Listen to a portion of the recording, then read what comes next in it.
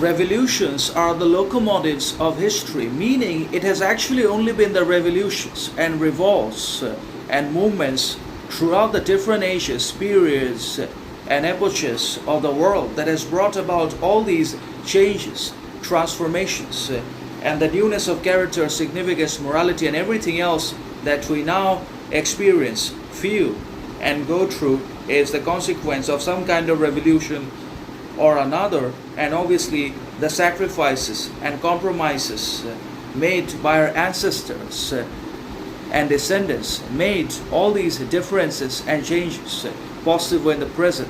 But obviously the present also does not look very good, because it's a very gloomy and grim and dark picture, which is again marked by not only political corruption, injustice, inequality, discrimination, unemployment, etc., but it's also the capitalization, bureaucratization, and globalization of everything else that concerns us, that we are concerned with. It is a conflicting reality that has so many wars and basically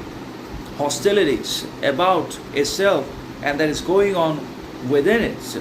that ultimately it is going to explode upon all of our faces, and we're going to realize that we have not been able to build a consistent reality or a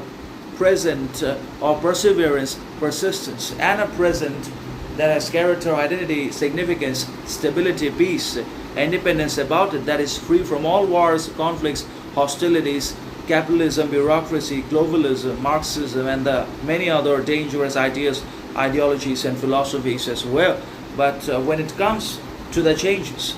that have occurred and that have become possible to the present, has happened and has become possible because of revolutions and revolts, and not because of acceptance, agreement, harmony towards everything that was happening, or that the leadership, government,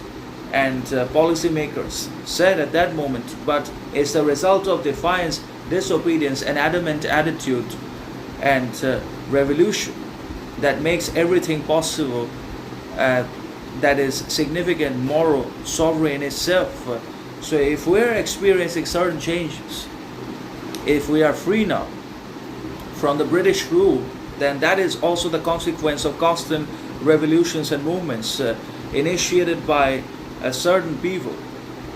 and backed by the Indian people in one way or another, without which we would be enslaved by now. But we are still enslaved in our thinking, perception, and action, and also by capitalism, social media, and everything else that's objective and unnecessary in nature